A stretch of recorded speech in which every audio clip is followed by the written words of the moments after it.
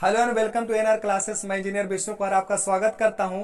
इस वीडियो में जो हम लोग सीखने वाले हैं, इस लेक्चर में जो हम लोग सीखने वाले हैं वो एक बहुत ही शानदार चैप्टर का एक टॉपिक है। हम लोग जानते हैं एक बहुत ही शानदार चैप्टर होता है आईएएस में पढ़ने का, जिसका नाम होता है अवयव, जिसे हम लोग अंग्रेजी में मैट्रिसेस या मैट्रिक्स के नाम से जानते हैं। मैट्रिक्स में जो साधारण चीजें होती हैं वो तो सारे बच्चे सीख जाते हैं, जैसे एडिशन, सब्ट्रैक्शन, लेकिन एक बहुत ही शानदार चीज मल्टीप्लीकेशन होता है।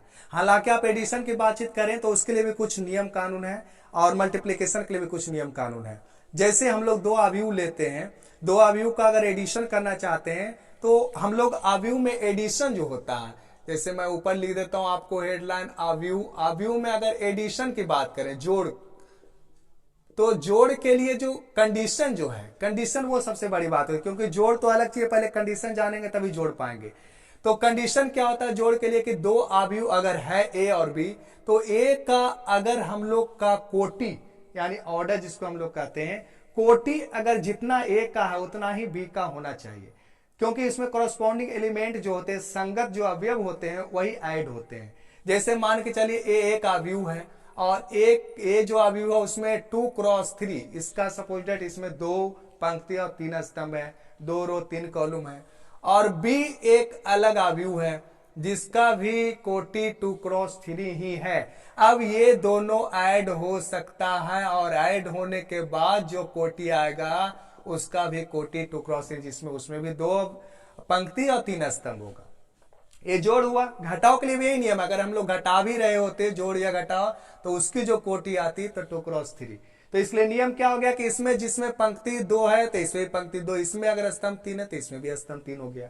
और अगर जोड़ने की बात करें, घटाने की बात, तो संगत अवयव जुड़ते हैं या घटते हैं। जैसे फॉर एग्जाम्पल मैं आपके पास ले लूं एक एग्जाम्पल के साथ, जैसे ए मैंने दे दिया आपको 1 2 3 4, इधर मैंने दे दिया 5 6, इस तरीके से ऐसा कुछ दे दिया मैंने। ए 2x3 का अवयव हो गया। बी मैंने दे दिया आपको 0 -1 2 5 6 या 3 मैंने दे दिया -2। अब इसको ये भी 2x3 का, अब मुझे चाहिए कि a प्लस बी, तो a प्लस बी के लिए आप देख लीजिए कि जो ये संगत अवयव है, जैसे 1 पहला a11 इसका, तो 1 और 0 ऐड हो रहा, तो 1 + 0 हम लोग लिख दे 2 - 1, यहाँ 5 + 2, यहाँ पर हो गया 3 + 5, यहाँ हो गया 4 + 3, यहाँ हो गया 6 - 2। ठीक है जी। तो ये हो गया आपको 1, यहाँ पर हो गया 1, ये 7, ये हो गया 8, ये हो गया 7, ये हो गया 4। तो ये भी जो आंसर आया, जो एडिशन के बाद जो आंसर है वो भी क्या है, इसमें 2 पंक्ति और 3 स्तंभ है। ये हो गया जोड़ या घटाव की बात। लेकिन ये बहुत ही इंटरेस्टिंग जो चीज है, जिसको सीखने के लिए कई बच्चे बहुत मेहनत करते हैं लेकिन सीख नहीं पाते, वो स्ट्रगल करते रहते हैं। मैं देखता हूं कि चैप्टर के एंड तक जाते आते शायद वो सीख जाते हैं, लेकिन शुरुआत में 1 2 बार 3 बार बताने के बाद भी नहीं सीख पाते। तो चलिए मैं आपको सिखाता हूं गुना, जो कि बहुत इंटरेस्टिंग चीज है, उसको आप ध्यान से देखें। तो जोड़ के लिए जो नियम है, गुना में अलग नियम होता है। गुना में क्या नियम है आप ध्यान से देखिए, मैं आपको सिखाता हूं। गुना के लिए जो नियम है मैं लिख देता हूं, अवयव का गुना। ये अवयवों का गुना, अवयवों का गुना, अवयव का गुना। जैसे मान चले ए एक अवयव है, बी एक अवयव है। नियम ये कहता है कि अगर ए को बी से आपको मल्टीप्लाई करना, गुना करना है, तो ए का मान के चलिए मैंने लिया आपको m × n, इसका कोटि है, और दूसरा का यहां पर लिया p × k। अब नियम ये कहता है कि ए बी जो गुना होगा, देखिए गुना में हम लोग यहां पर गुना का साइन नहीं देंगे क्रॉस, क्योंकि क्रॉस आप यूज कर रहे हैं कोटि के लिए, तो क्रॉस का साइन भी नहीं देंगे, कोई बिंदु भी नहीं देंगे, डॉट भी नहीं देंगे। ए को बी के साथ लिखे, इसका मतलब ये हो गया ए का बी से मल्टीप्लाई हो रहा है। नोटेशंस जो यही होता है ए को बी से गुना करने का। तो जब ये हम लोग देंगे ए बी का, अगर जानना चाहते हैं ए को बी से गुना करने के लिए, तो हमेशा होगा नहीं। नियम क्या कहता है, यदि ए को बी से मल्टीप्लाई करना तो ए में जितना स्तंभ की संख्या है उतना ही बी में पंक्ति की संख्या होनी चाहिए। यानी n बराबर p होगा तभी गुना होगा। और जब n बराबर p हो गया तो ये दोनों क्या करेंगे, हम लोग कैंसिल आउट करेंगे, मतलब हम लोग इसको हटा देंगे और ए बी का जो कोटि आएगा वो हो जाएगा m × k।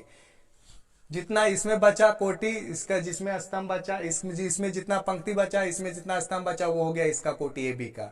तो कंडीशन क्या हो गया, ए बी तभी संभव है, तभी संभव है, तभी संभव है जब हम लोग क्या बोले कि एन बराबर कितना हो जाए, पी हो जाए। तभी दोनों को क्या करें हम लोग, हटा दिए, जो बच गया ए बी का कोटि हो गया। अब ए बी और बी ए कोई जरूरी नहीं बराबर, अगर बी ए हमको करना, अगर बी को ए से, तो बी का पहले लिख देंगे पी क्रॉस के, ए का लिख देंगे हम लोग एम क्रॉस एन। अब दोनों को गुना मल्टीप्लाई करना बी ए, तो हम लोग क्या करें, बी ए के तभी संभव है जब के बराबर एम हो जाए। तो हम लोग लिखेंगे यहां पर, ध्यान से देखिएगा आप लोग, तभी संभव है जब के बराबर एम हो जाए। अब के बराबर एम हो गया तो दोनों को हम लोग ये क्रॉस कर दिए, मीन्स हटा दिए, जो बच गया वही जो है बी ए का कोटि हो जाएगा, यानी बी ए में जो है पी पंक्ति और एन स्तंभ हो जाएगा। तो ये चीज बड़ा इंटरेस्टिंग है, क्योंकि गुना तभी संभव जब ऐसा होगा, क्योंकि गुना लोग करने जाएंगे, उसके पहले नियम ले जाए कि गुना होगा कि नहीं होगा, तो पहले डिसीजन लिया जाए कि होगा कि नहीं होगा, और तब जब संभव हो गया कि अगर होगा तो करेंगे, नहीं होगा तो लिख देंगे संभव नहीं, इट डज नॉट एग्जिस्ट। लेकिन अगर करेंगे तो किस ढंग से करते हैं वो भी सीखते हैं हम लोग। मैं सिंपल उदाहरण लेता हूं आपको, जैसे कोई व्यक्ति दे दिया आपको ए का, जिसका कोटि 1 क्रॉस 1 है, बी की कोटि भी 1 क्रॉस 1 है। अब ए भी हम लोग को जब गुना होगा, मल्टीप्लाई होगा, तो मैंने क्या बोला, ए का स्तंभ देखना है, अब बी का क्या देखना, कोटि देखना है। अब ए का स्तंभ कितना है, एक है, बी की कोटि कितनी, बी का जो पंक्ति है वो कितना है, एक है, तो इसका स्तंभ इसका जो पंक्ति है दोनों बराबर हो गया, तो दोनों को हम लोग खत्म कर दिए, इसको काट दिए। अब बच जो गया 1 क्रॉस 1, यानी कहने का मतलब है ए में यदि एक अवयव हो, क्योंकि एक अवयव रहता है तो कौन सा होगा, 1 क्रॉस 1 का हो गया अवयव। बी में भी एक ही है आइटम, एक ही पर यहाँ पे है, तो ए बी में जी कितना हो जाएगा, 1 क्रॉस 1, यानी ए बी में जो हो जाएगा अवयव जो हो जाएगा उसमें भी 1 ही। अब कोई एग्जांपल लेते हैं, जैसे फॉर एग्जांपल मैंने आपको ले लिया ए बराबर ले लिया 5, सपोज दैट ऐसा 1 क्रॉस 1 का है, बी ले लिया मैंने आपको 6 1 क्रॉस 1 का। मुझे ए बी करना है, तो ए बी करना, सबसे पहले लिख दीजिए आप 5 यहाँ पे 6। अब गुना का नियम सीखिए, गुना का जो नियम है, गुना का नियम कहता है कि यदि ए को बी से गुना करना है तो ए का लेंगे रो, यानी इस तरीके से ए का पंक्ति को बी के स्तंभ से गुना करेंगे और ए बी के पंक्ति में लिखेंगे। तो ये आप देख लीजिए 5 और यहाँ पे 6 है, तो हम लोग देखते हैं पहला रो पहला कॉलम, चूंकि इसमें एक रो है, इसमें एक कॉलम है, तो बस गुना होगा, लिखा जाएगा।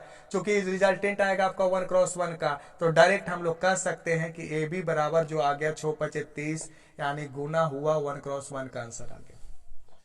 सबसे सिंपल मैंने आपको बताया, लेकिन अब जिसमें एक रो 2 कॉलम 2 रो 3 कॉलम इस तरीके से, तो वो सीखना मेन जरूरी है। देखिए मैं सिखाता हूं, लास्ट हम लोग का मकसद वही रहेगा सीखना। जब मैं सिखा दूंगा तो आप इसको कोशिश कीजिएगा खुद ही से उदाहरण लेकर, या बुक्स में बहुत सारे उदाहरण रहते हैं, ये तो नियम हो गया। अब देखिए मैं एक दूसरा उदाहरण लेता हूं, एक अवयव, 2 अवयव मैं ले रहा हूं ए और बी। जैसे मैंने आपको ए ले लिया, ए बराबर मैं ले लेता हूं 2 3 4 5 6 और यहां पर ले लिया 0, ये कितने होगा 2 क्रॉस 3 का। अब बी मैंने ले लिया 1 2 3 0 5 6, ये हो गया 3 क्रॉस 2 का। अब ये मुझे दोनों को गुना करना है, देखते हैं पहले गुना होता है कि नहीं होता, वो मैं चेक कर लूं पहले। तो आप देख लीजिए, अभी अभी जो मैंने सिखाया उसको लागू कीजिए, आप कहीं साइड में आप लिख दीजिए कि होगा कि नहीं होगा। तो मैं यहाँ पे लिखता हूं, ए का जो कोटि है 2 क्रॉस 3 है, बी की कोटि 3 क्रॉस 2 है। देख रहे हैं कि इसमें नंबर जो संख्या स्तंभों के 3 है, इसमें पंक्तियों की संख्या 3 है, दोनों को क्रॉस कर दिया, यानी गुना होगा। तो ए बी हो गया, कितना आएगा रिजल्टेंट, रिजल्टेंट जो ए बी आएगा उसमें 2 पंक्ति और 2 स्तंभ होगा, ये आपका हो गया। अब यहाँ पर हमको चेक होगा, गुना होगा जिसमें रिजल्टेंट जो आएगा उसमें 2 पंक्ति 2 स्तंभ। अब गुना करते हैं हम लोग, तो अभी मैंने सिखाया कि रो को कॉलम से गुना करेंगे, रो में लिखेंगे, तो उसको अभी भी लागू करेंगे। तो सबसे पहले जब गुना करेंगे तो उसको लिख लीजिए आप एक जगह पे, जैसे ए बी जब करेंगे तो ए को पहले लिख लीजिए जो दिया हुआ 2 3 6 4 5 0, यहां पर हम लोग लिखते हैं 1 0 2 5 3 6। अब गुना करते हैं, तो मैंने क्या बोला, पहला रो को पहला पंक्ति, तो यहां पे आपके पास जो हो गया, ये देख लीजिए 2 का 1 के साथ हो गया, तो यहां पर लिख लिए 2, प्लस का साइन देंगे 3 का 2 के साथ हो गया तो हो गया 6, 6 का 3 के साथ हो गया तो 18। पहला रो पहला कॉलम यहाँ पे हम लोग लिखते हैं इसका मान।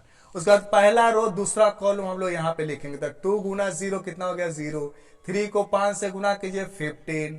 6 को 6 से गुना कीजिए 36 हो गया जी। अब देखिए पहला रो का दोनों कॉलम साथ हो गया तो पहला ये खत्म हो गया मामला। अब दूसरा देखिए यहाँ पे, अब पहला रो दूसरा रो अब पहला कॉलम करेंगे तो 4 का 1 के साथ तो 4 हो गया, 5 का 2 के साथ हो गया 10 हो गया, 0 का 3 के साथ हो गया 0 हो गया। अब दूसरा रो दूसरा कॉलम करेंगे, 4 का 0 के साथ 0 हो गया, यहाँ 5 का 5 के साथ 25 हो गया, 0 का 6 के साथ कितना हो गया जी 0 हो गया। यही जो आया वही आंसर हो गया। कितना आ गया जी 18 2 20 26 एंड 26 हो गया। ए हो गया 6 5 यानी 51 हो गया।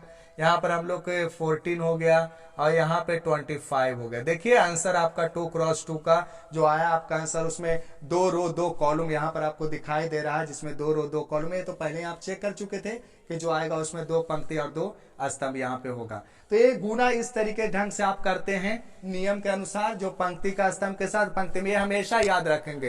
पहला तो याद रखेंगे गुना होगा कि नहीं वो चेक करेंगे, उसके बाद गुना जब होगा तो उसके लिए जो नियम है, नियम यही कहता है रो का कॉलम के साथ गुना कीजिए, रो में लिखिए। यानी अगर ए और बी 2 है तो ए का पंक्ति गुना पंक्ति के साथ, बी का स्तंभ के साथ गुना होगा और पंक्ति में लिखेंगे ए बी के पंक्ति में जो भी आपका रिजल्टेंट आएगा वो। तो ये इसी के साथ मैं इस लेक्चर को खत्म करता हूं। आप इसको गौर से आप ध्यान दीजिएगा, इसको सीखने की कोशिश कीजिए। और भी एग्जाम्पल खुद ही से आप क्रिएट करके लिख सकते हैं, या किताब में जो भी क्वेश्चन है गुना का आप उसको बनाइए। इंटरेस्टिंग है, मजा भी आएगा बनाने में। आप दूसरों को भी सिखा सकते हैं, जो भी आपके जूनियर हैं या भाई या बहन, जो भी परिवार में हिस्सा है, परिवार का हिस्सा या दोस्त लोग, सबको सिखाइए। ठीक है, थैंक यू सो मच, बहुत बहुत धन्यवाद सभी लोगों को।